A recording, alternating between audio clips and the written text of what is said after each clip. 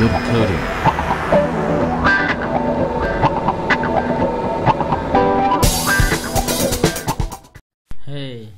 Hello friends, I hope you are all doing great out there. And today we're gonna talk about the 23rd question of Project Euler. I already uploaded the first 10 questions of Project Euler, but as I can see, this question is a bit confusing and many people are getting trouble to solve it. So I decided to upload this one as well. So here we go. Let's read that question.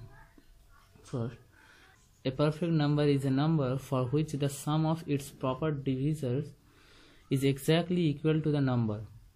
If you take the example of 28, the divisors, if you sum up all the divisors, it is exactly equal to 28. So 28 is a perfect number.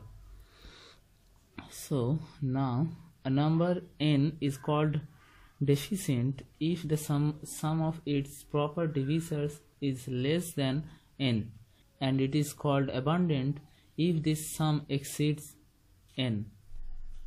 If it's greater than n, then it is called abundant. This is what we need here, abundant numbers.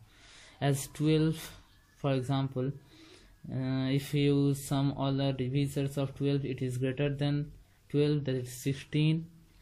So the smallest number that can be written as sum of two abundant numbers is 24, because the smallest number is 12. So if you add two 12s, that means 12 plus 12, that is 24.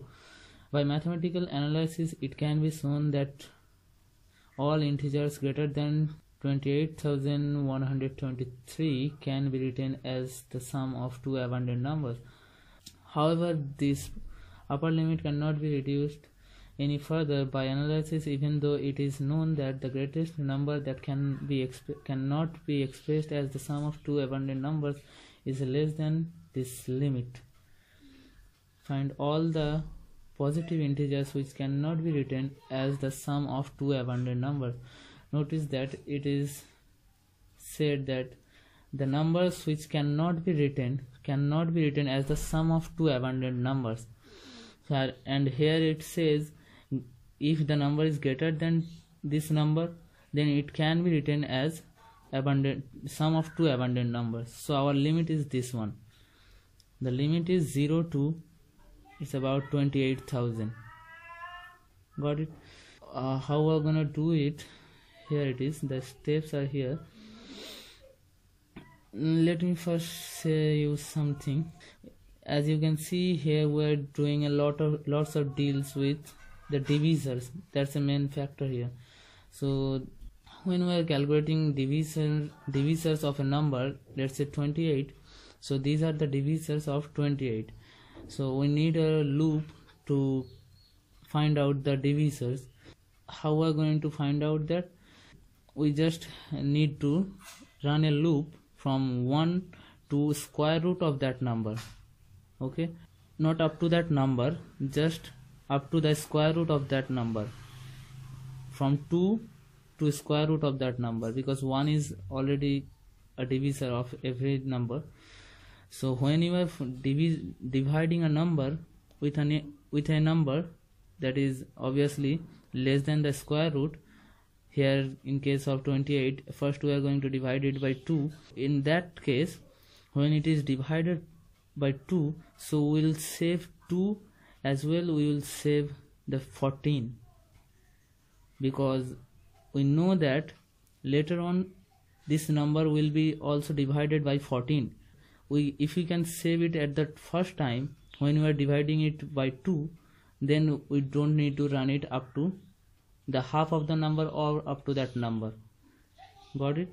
So we can get these 4 divisors of 28 just by almost 4 iterations.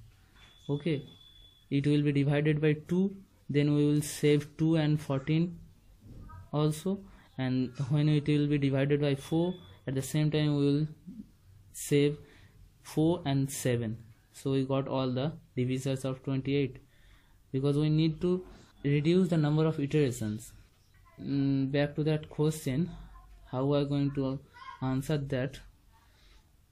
So the steps are here. First, we need to find out all the abundant numbers.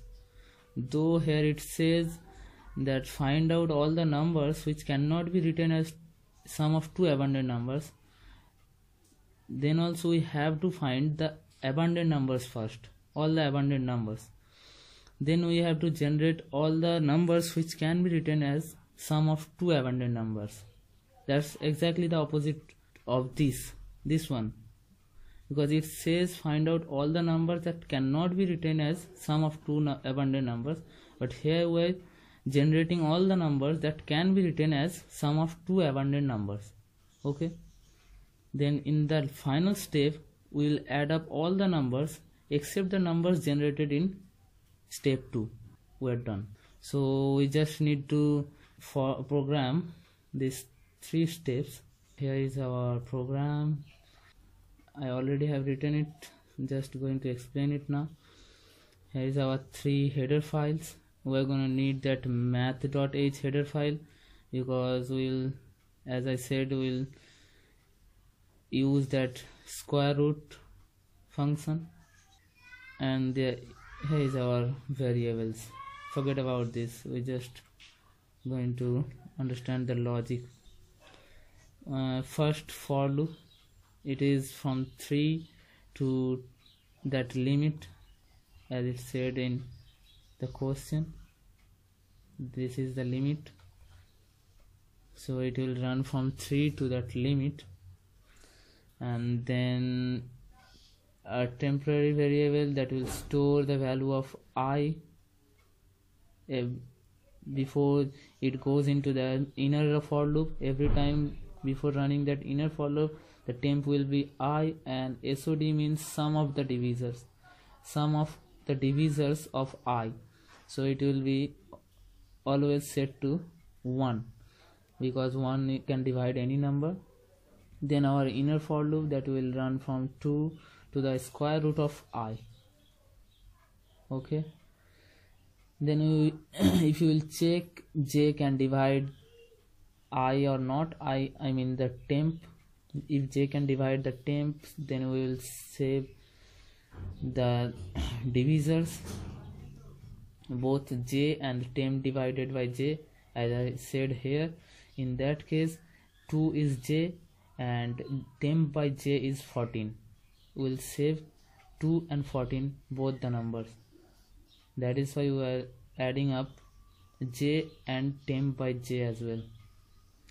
And if j is equal to temp by j, then we have to subtract temp by j or j from sum of the divisors, because when you are dividing 4 by 2, then j and temp by j both are 2, so we cannot save 2 2's.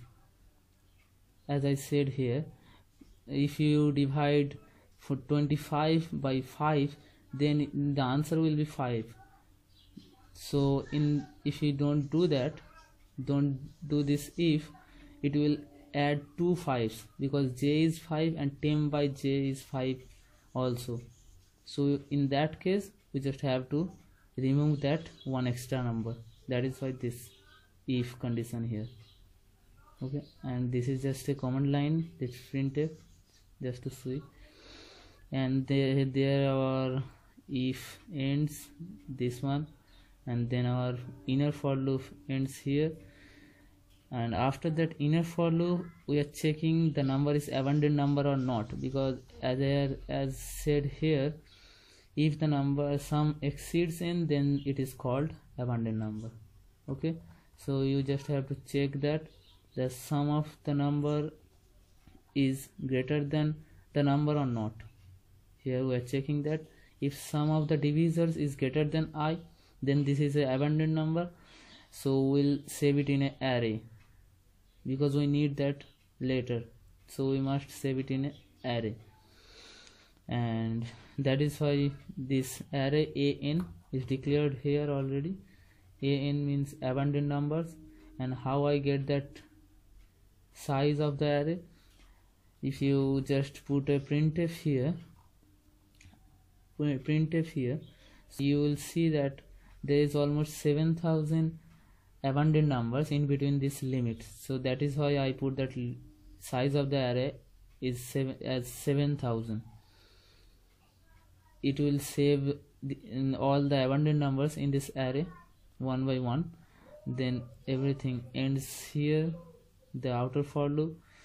Then we need some more variables. Okay, that was the first step. We got all the abundant numbers. Now we have to generate all the numbers that can be written as sum of two abundant numbers. Here these two for loops will generate all the numbers that are sum of two abundant numbers. Two for loops and all the combination will be generated, which we needed here. All the combinations will generated here, and as we have to go up to this limits, that is why this if it's needed here, otherwise it's fine. And we'll just put a 1 in that index, which is the sum of two abundant number. Okay, k is equal to sum of two abundant number, and we are putting the index number, putting a 1 in the index number k. A is a new array. Okay, let's say the 12 is the smallest abundant number, then this first value of k will be 24, as it said here. 24 will be the first number that can be represented as sum of two abundant number. So the first value of k will be 24. So the 24th index is saved as 1. The value of 24th index is 1 now, and the other blocks are blank. Maybe garbage value can be there, but 24th index is 1. So this is how every sum of the number will be represented at 1. That means the index number is sum of two abundant numbers. Got that? K is sum of two abundant numbers. Then the a of k is equal to 1. Okay, so that is the second step. We have already generated all the combination of abundant numbers. That means sum of all the sum of two abundant numbers. Then again a while loop, just to add up all the numbers except the numbers which is generated here. So when it is not equal to 1, we will add it up. That's it. Because when it is 1, that means that was the sum of two abundant numbers here generated here. So when it is not equal to 1, we will add with the answer. So at the end, just after that while loop, we just have to print the answer. That is the sum of all the numbers which cannot be represented as sum of two abundant numbers. Okay, that's it. It's a bit confusing, I know, but that is what it is. Okay, so we can run it now. Here is the same program. So if you want to run it, so there is our answer 4179871. So you can check it here. Okay, that's it.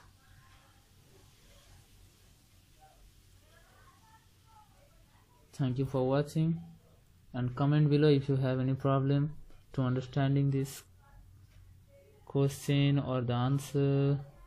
I'll be happy to answer your question. See you next time.